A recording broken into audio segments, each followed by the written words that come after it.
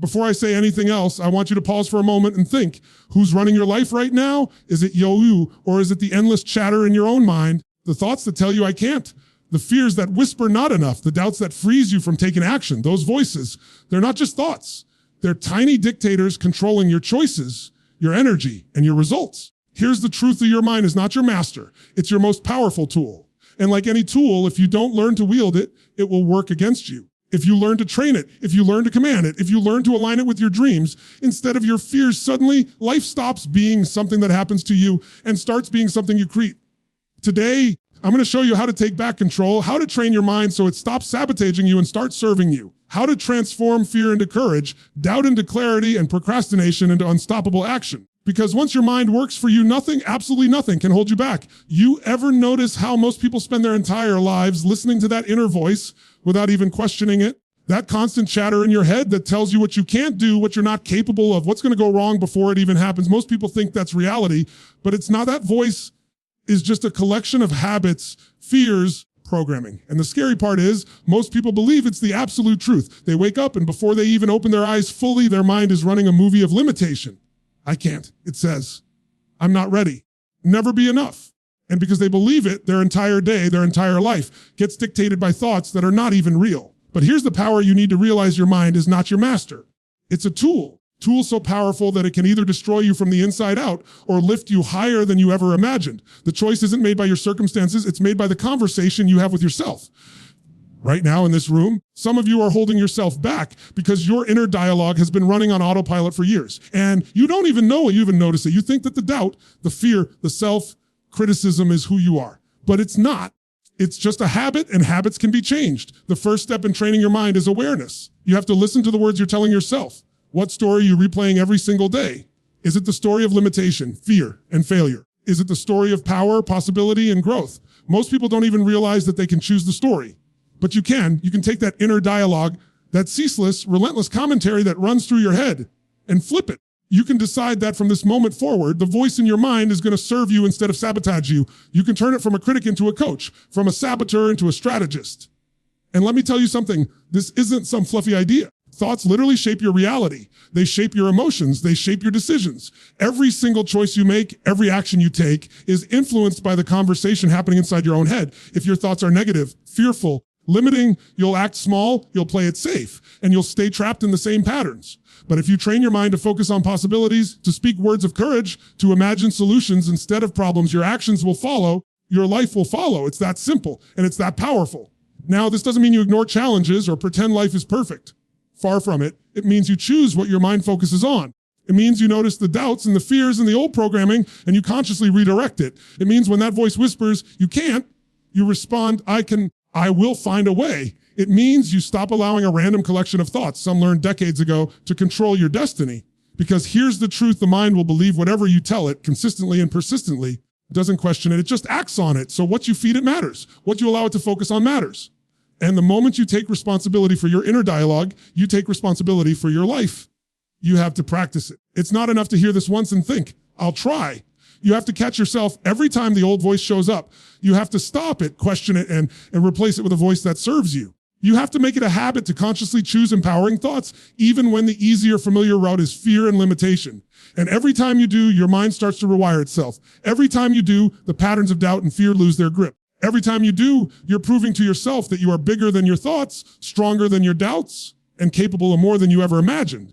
And when this becomes second nature, your inner dialogue consistently works for you instead of against you, life begins to change in ways that feel effortless. Doors open, opportunities show up, and your actions become aligned with your true potential. You stop struggling against yourself. You start moving with the power that has been inside you all along. This is the foundation, the bedrock of everything else. We're going to talk about focus, emotional control, massive action, and building a life you actually want. All starts with the conversation in your head. Master that and the rest follows naturally. Your mind is either your best friend or your worst enemy. The question is, who's running the show? We all have habits. Some are helpful, some are harmful. The truth is, the most destructive habits are often the ones we don't even notice the way we think, the way we automatically fall into patterns of negativity without even realizing it. It's easy to believe that your mind just thinks what it wants. That's not entirely true. Your mind is a machine, and like any machine, it runs on the programs you feed it. If you keep feeding it fear, worry, and doubt, it will keep producing the same results over and over. And the problem is, Most people don't even see it happening. They wake up every morning, and before they've even taken a breath, they're replaying the same old stories. Oh, I'm not ready. I can't do this. It's too hard. If I fail, and those stories keep them small, they keep them stuck. They keep them living far below their true potential. But here's the reality. Negative thinking is a habit, and habits can be broken. It's not magic. It's not luck. Simple, brutal, and entirely under your control. Every time a thought of fear, doubt, or self-criticism pops into your mind, you have a choice. You can let it run unchecked like most people do. Or you can stop it, question it, replace it with a thought that empowers you. It's that simple. But simple doesn't mean easy. This is where most people fail. They expect their minds to change without effort. They hope their thoughts will magically align with their goals. Your mind doesn't care about hope. It cares about repetition. It cares about consistency. It cares about practice. So how do you break the habit of negative thinking? You interrupt the pattern. The moment you catch yourself spiraling into fear or worry, you stop. You literally say, wait, I'm not going to run this thought. I'm going to choose a different one. And then you replace it. Replace it with a question. Replace it with a possibility. Replace it with action. Instead of saying, I can't do this, ask yourself, how can I do this? What's the first step? Instead of focusing on failure, focus on what success would feel like. Instead of dwelling on what went wrong, focus on what you can control right now. Every time you do this, your mind begins to rewire. Every time you do this, you take one more step toward freedom, one more step toward control, one more step toward living the life you're capable of living. Here's the part most people don't realize. Your mind will fight you at first. It will resist.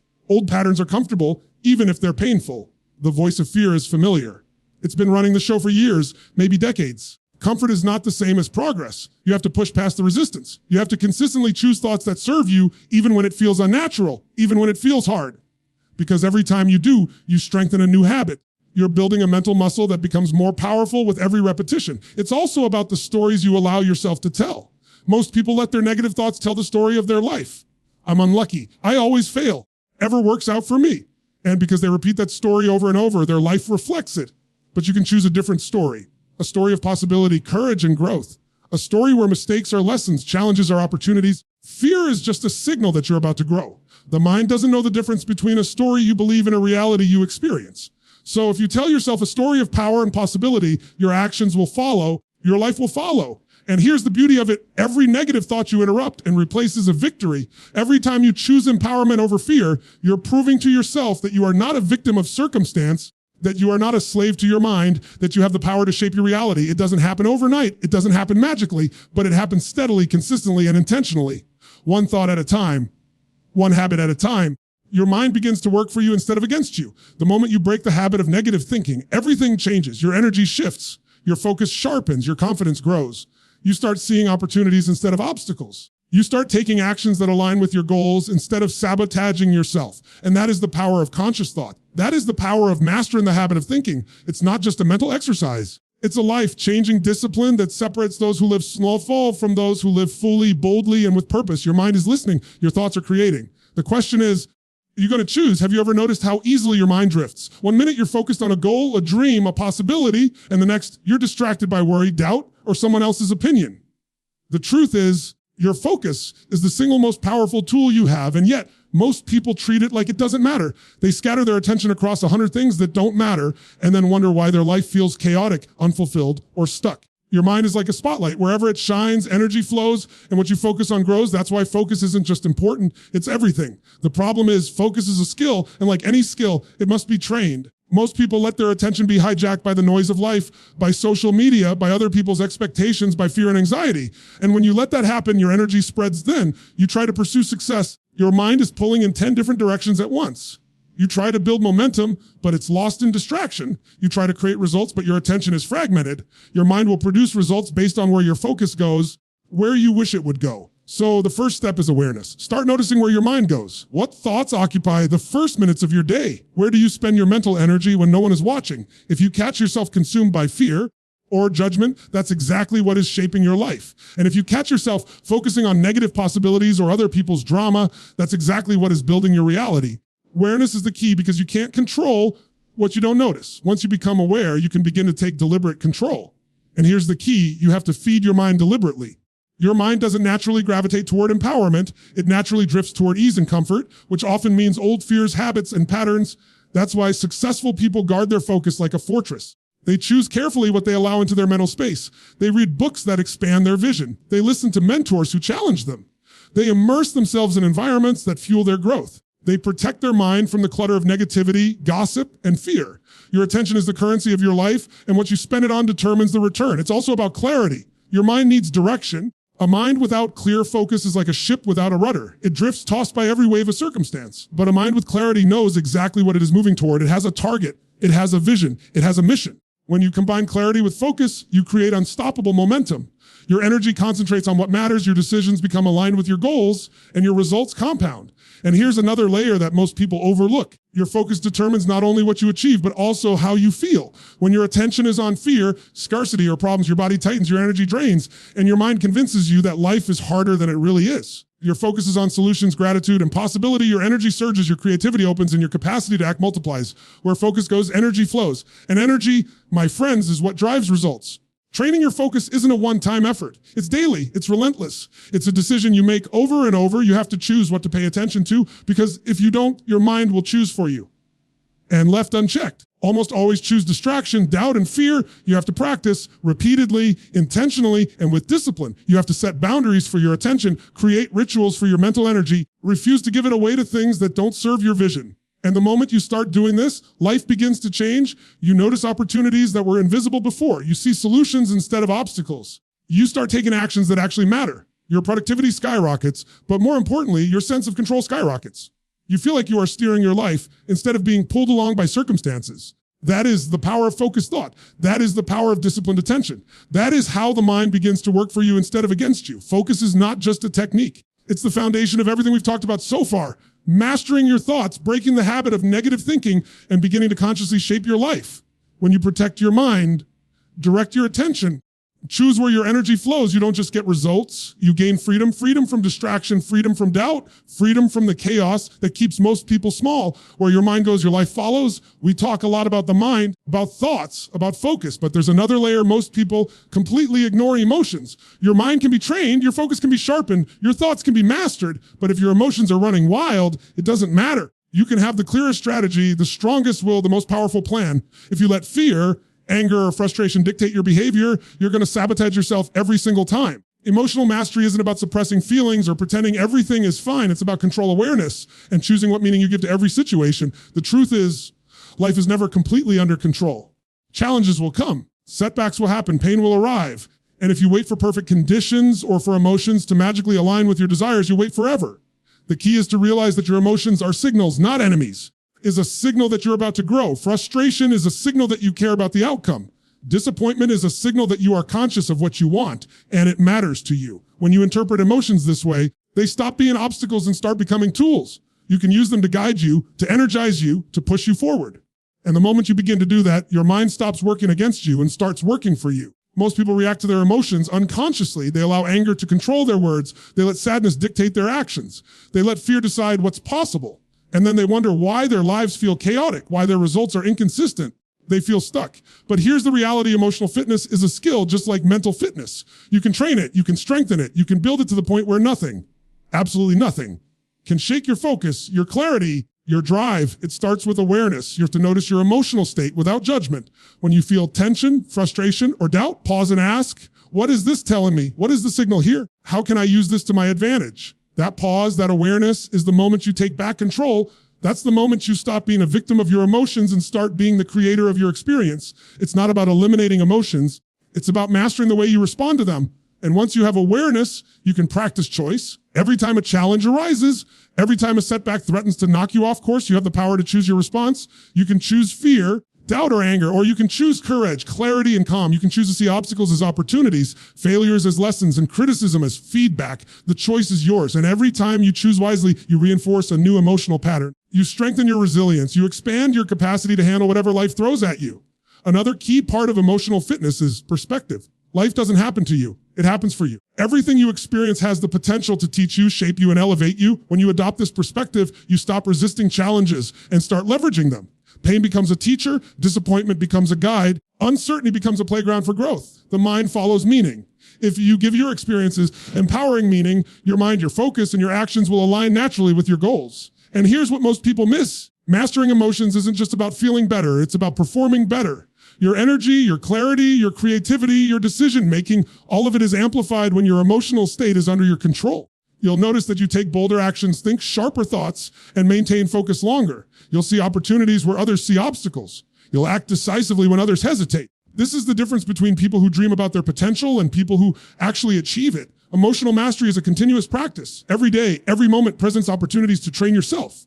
When irritation arises, choose patience. Fear appears, choose courage. When doubt knocks, choose belief. Every choice compounds. Every disciplined response rewires your nervous system. Every conscious decision strengthens the connection between your mind and your emotions so that they work in harmony, not in conflict. And the more you practice, the more automatic it becomes. Eventually, isn't even a conscious effort anymore. It becomes who you are. And once your emotions are trained to serve you, life feels different. Challenges feel like opportunities. Setbacks feel like feedback. Fear feels like fuel. Pain feels like progress. Your mind and your emotions work together, not against each other, and suddenly nothing outside of you has the power to derail your purpose, your vision, or your results. You stop being a passenger in your life. You become the driver in control of the direction, fully empowered to navigate whatever comes your way. Emotions are not obstacles, they are signals. Your response to them determines whether they destroy you or elevate you. Thinking, focusing, mastering your emotions are all critical, but knowledge alone changes nothing. You can understand every principle of success. You can visualize the life you want. You can control your thoughts and emotions perfectly, and still nothing happens unless you act. Action is where transformation takes place. Action is the bridge between knowing and becoming. The mind can be trained, focus can be sharpened, emotions can be mastered, but if you don't act, that power remains dormant. The moment you take decisive, consistent action, your mind starts to work for you instead of against you. Most people overthink. They wait for the perfect moment, the perfect plan, the perfect conditions. They convince themselves that preparation is progress. But the truth is, preparation without execution is nothing more than fantasy. Action is what turns possibility into reality. Every step you take, no matter how small, rewires your mind to believe that you are capable. Every deliberate action reinforces the mental patterns of success, courage, and growth. And every time you hesitate, every time you avoid action because of fear or doubt, you reinforce the opposite. Limitation, uncertainty, and stagnation. The key is to align your action with your mental state. You've trained your mind to focus, to think consciously, to respond emotionally with power. Now, your body and your behavior must reflect that. Action doesn't just support your mind, it confirms it. When you act, your mind receives feedback, it learns, adapts, and strengthens. Every step forward, every task completed, every risk taken is a signal to your brain, I am in control. I can handle this. I am capable. And over time, those signals accumulate, creating momentum, confidence, and unstoppable energy. But action isn't only about doing more, it's about doing what matters. You could be busy all day, moving from task to task, yet achieving nothing that actually advances your life. That's not what we're talking about. Focused, purposeful action is what transforms a dream into reality. It's the action that aligns with your vision, your goals, and your values.